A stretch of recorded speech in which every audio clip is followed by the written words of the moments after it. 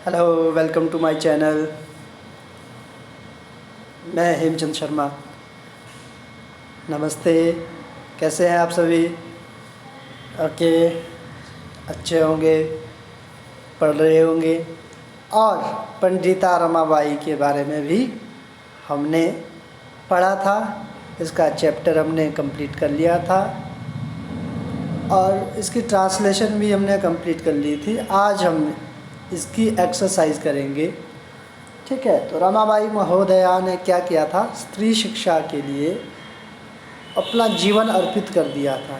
आजकल की स्थिति, अब तो स्त्रियों की शिक्षा में काफ़ी सुधार हो गया है और मेरी यही प्रार्थना है सभी माता पिता से कि आप अपनी बच्चियों को, बेटियों को पढ़ाइए और बेटों से भी ज़्यादा अच्छी तरक्की आज की डेट में बेटियां कर रही हैं।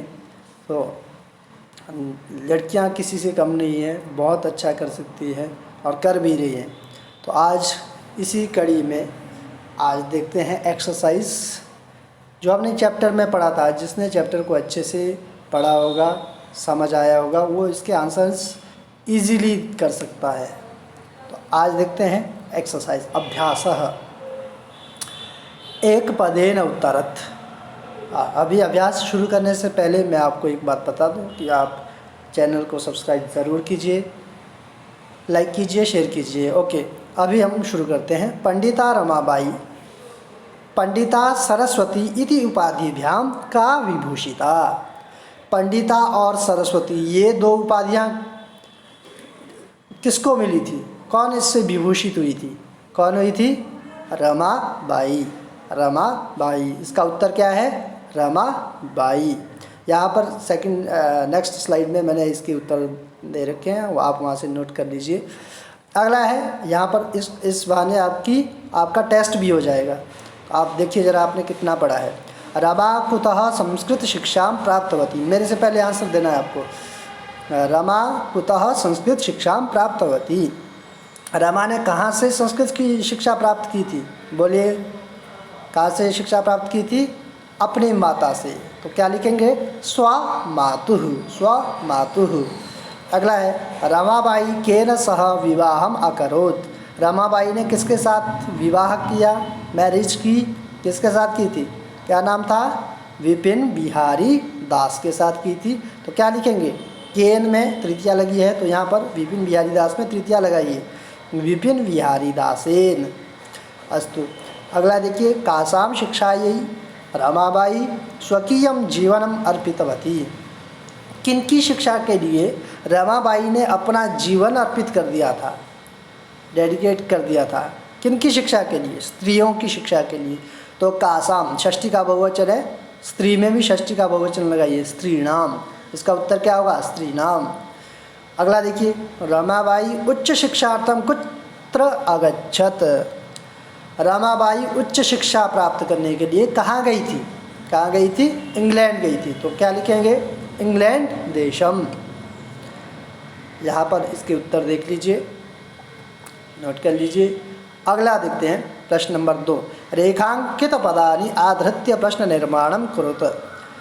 रेखांकित जो अंडरलाइन वर्ड्स है, इनको आधार मान करके आपने प्रश्न का निर्माण करना है। प्रश्न निर्माण के लिए मैं आपको कई बार कह चुका हूँ कि किम शब्द के रूप पुल्लिंग, स्त्रीलिंग, नपुंसक लिंग, तीनों लिंगों में अगर आपको पता है, विभक्ति का आपको पता है, तो ये बहुत ही इजी प्रश्न होता है। देखिए, रमायाः पिता समाजस्य प्रतारणाम असहत। रमायाः, ये अंडरलाइन वर्ड है, इसको आधार मान करके हमें प्रश्न निर्माण करना है। तो रमायाः में कौन सी विभक्ति है? षष्ठी। तो किम शब्द का स्त्रीलिंग में षष्ठी में क्या बनता है? कस्याः। तो इसका जब हम उत्तर लिखेंगे कैसे लिखेंगे? कस्याः पिता समाजस्य प्रतारणाम असहत, और लास्ट में क्वेश्चन मार्क, क्योंकि हम क्वेश्चन बना रहे हैं। पत्युः मरणानंतरम रमाबाई महाराष्ट्रम प्रत्यागच्छत। पति की मृत्यु के बाद रमाबाई महाराष्ट्र लौटी। तो किसकी मृत्यु के बाद? तो यहाँ पर पति शब्द कैसा है? पुल्लिंग है। पुल्लिंग का षष्ठी का एक वचन है। तो किम शब्द का पुल्लिंग का षष्ठी का एक वचन क्या है? कस्य। तो तो यहाँ पर आएगा कस्य मरणानंतरम रमाबाई महाराष्ट्रम प्रत्यागच्छत। अगला देखिए, रमाबाई मुंबई नगरे शारदा सदनम स्थापयत। रमाबाई ने मुंबई नगर में शारदा सदन की स्थापना की।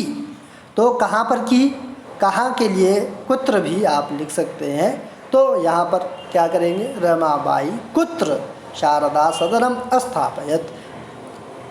22+19 ख्रीष्टाब्दे रमाबाई महोदयायाः निधनम अभवत्। रमाबाई महोदयायाः षष्ठी का प्रयोग है, तो जैसे रमायाः में हमने किया था वैसा ही यहाँ पर भी करेंगे। तो क्या आएगा, कस्याः निधनम अभवत्, किसका निधन हुआ, किसकी मृत्यु हुई। स्त्रियः शिक्षां लभन्ते स्म, स्त्रियाँ शिक्षा प्राप्त करती। स्त्रियः का बनता है प्रथमा के बहुवचन में, तो किम शब्द का स्त्रीलिंग में प्रथमा के बहुवचन में क्या बनेगा, काह। काह विसर्गो वाला काह, शिक्षां लभन्ते स्म। इस तरह से यहाँ पर आप उत्तर देख सकते हैं। प्रश्न नंबर 3 देखिए, प्रश्नानाम उत्तराणि लिखत। रमाबाई किमर्थम आंदोलनम प्रारब्धवती। रमाबाई ने किस लिए आंदोलन शुरू किया था, किस लिए, वेदों की शिक्षा के लिए, स्त्रियों के लिए वेदों की शिक्षा के लिए और स्त्रियों की शिक्षा के लिए, पुराण जितने भी हमारे धर्मशास्त्र इत्यादि थे उन शास्त्रों की शिक्षा के लिए आंदोलन किया था।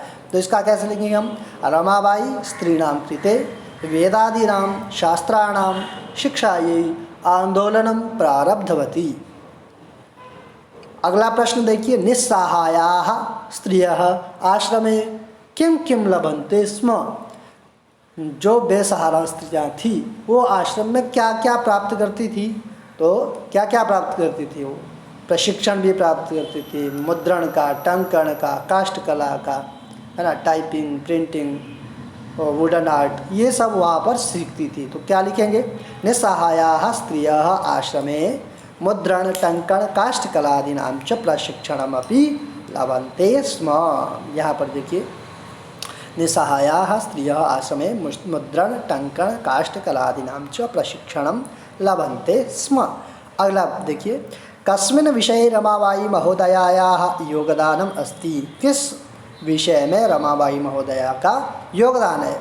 स्त्री शिक्षा के क्षेत्र में भी है, हंटर आयोग के सामने अपनी प्रस्तुति भी उन्होंने दी है, और किस में था, लेखन के क्षेत्र में भी रमाबाई महोदया का अपना एक योगदान रहा है। तो क्या लिखेंगे, लेखन क्षेत्रे रमाबाई महोदयायाः योगदानम अस्ति। अगला देखिए, केन रचनाद्वयेन रमाबाई प्रशंसिता वर्तते। किन दो रचनाओं से रमाबाई की प्रशंसा की जाती है, या उनकी कौन सी दो रचनाएं हैं, कौन कौन सी है। पहली है स्त्री धर्म नीति और दूसरी है Hindu caste high caste Hindu women इति रचनाद्वयेन रमाबाई प्रशंसिता वर्तते। अगला है अधोलिखितानां पदानां निर्देशानुसारं पदपरिचयं लिखत। यहाँ पर कुछ वर्ड दिए हैं, इनमें आपको मूल शब्द बताना है, लिंग बताना है, विभक्ति बतानी है और वचन बताना है। तो वेदानाम, वेदानाम में कौन सा मूल शब्द है, वेद, और वेदानाम में कौन सी विभक्ति लगी है और कैसा शब्द है, ये पुल्लिंग शब्द है, पुल्लिंगम। विभक्ति कौन सी है इसमें, देखिए बालकानाम, रामाणाम, तो वेदानाम षष्ठी का बहुवचन है, षष्ठी विभक्ति ही बहुवचनम। इसी तरह से हमें देखना है। पिता, पिता में मूल शब्द है पितृ, पिता में मूल शब्द क्या है, पितृ, और पुल्लिंग शब्द है, प्रथमा विभक्ति है, एक वचन है।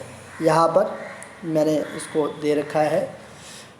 फिर अगला है शिक्षा, यही शिक्षा शब्द स्त्रीलिंग है, चतुर्थी विभक्ति का एक वचन है। कन्या, कन्या शब्द है, स्त्रीलिंग शब्द है, प्रथमा और द्वितीया में के बहुवचन में ये बनता है। नारीणाम, नारी शब्द है, स्त्रीलिंग शब्द है, ये षष्ठी का बहुवचन है। मनोरमया, मनोरमा शब्द है, स्त्रीलिंग है, तृतीया का एक वचन है। लतया, बालिकया, इस तरह से। अगला जो प्रश्न है, अधोलिखितानां धातूनां लकारं पुरुषं वचनं च लिखत। धातु, लकार, पुरुष और वचन बताना है। जैसे आसीत, आसीत, आस्ताम, आसन, अस धातु का लंग लकार में बनता है ये प्रथम पुरुष के एक वचन में। कुर्वन्ति का बनता है करोति, कुरुतः, कुर्वन्ति। क्री धातु का बनता है लट लकार के प्रथम पुरुष के बहुवचन में। यहाँ पर इसका भी मैंने सब दे रखा है। आगच्छत, आ उपसर्ग है, गम धातु है, लंग लकार है, प्रथम पुरुष है, एक वचन है। निवसन्ति, नि उपसर्ग पूर्वक वस धातु है, लट लकार है, प्रथम पुरुष है, बहुवचन है। गमिष्यन्ति, गम धातु है, रट लकार है, प्रथम पुरुष है, बहुवचन है। अकरोत में क्री धातु है, लंग लकार है, प्रथम पुरुष है और एक वचन है। यहाँ पर मैं एक बात आपको बताना चाहूँगा कि आप क्री धातु, अस धातु और वस धातु और गम धातु, ये चार धातुएं अपनी टेक्स्ट से ज़रूर पढ़ लीजिए। भविष्य में मैं भी धातु, लकार, शब्द रूप, धातु रूप ये सब आपको दूंगा। तो अभी तब तक के लिए आप लोग आपकी टेक्स्ट में दे रखा है, वहाँ से ज़रूर पढ़िए। लट लकार, लंग लकार, रट लकार, तीन लकार तो आप कर ही लीजिए। लट लकार मतलब प्रेजेंट टेंस है ना, लंग लकार मतलब पास्ट टेंस, रट लकार मतलब फ्यूचर टेंस। तो इसमें अगर आप ये पढ़ेंगे तो आपको सरलता होगी और आप संस्कृत बोलने भी लग जाएंगे। संस्कृत बोलने की भी एक मैं सीरीज़ चलाऊँगा, तो वो भी हम सीखेंगे। अस्तु, अभी देखिए, अधोलिखितानि वाक्यानि घटनाक्रमानुसारम लिखत। ये प्रश्न अगर आपने चैप्टर को अच्छे से पढ़ा है, आपको पूरा प्रसंग पता है कि पहले क्या हुआ, उसके बाद क्या हुआ, इसकी सीक्वेंस क्या है, तो आप बहुत इजीली ये क्वेश्चन कर सकते हैं। इसके लिए आपको चैप्टर को ज़रूर पढ़ना चाहिए दोबारा से। तो यहाँ पर क्या है, चैप्टर की शुरुआत कैसे हुई होगी? रमाबाई महोदया विपिन बिहारी दासन सह विवाह। और सबसे पहले जैसे ही इसमें हुआ तो विवाह हो गया? नहीं, पहले इसमें क्या बताया होगा कि रमाबाई कहाँ की थी, उसके माता पिता कौन थे, उसका जन्म कब हुआ था, है ना, इस तरह से। तो ये इसी सीक्वेंस में यहाँ पर दिया है। जैसे सबसे पहले क्या आएगा, 850 अष्टादशशततमे ख्रीष्टाब्दे रमाबाई जन्म अलभत। देखिए, उसके बाद क्या आएगा, सा स्वमातुः संस्कृत शिक्षा प्राप्तवती। उसके बाद क्या आएगा, रमाबाई महोदयायाः विपिन बिहारी दासेन सह विवाह अभवत्। सा उच्च शिक्षार्थम इंग्लैंड देशं गतवती। सा मुंबई नगरे शारदा सदनम अस्थापयत्।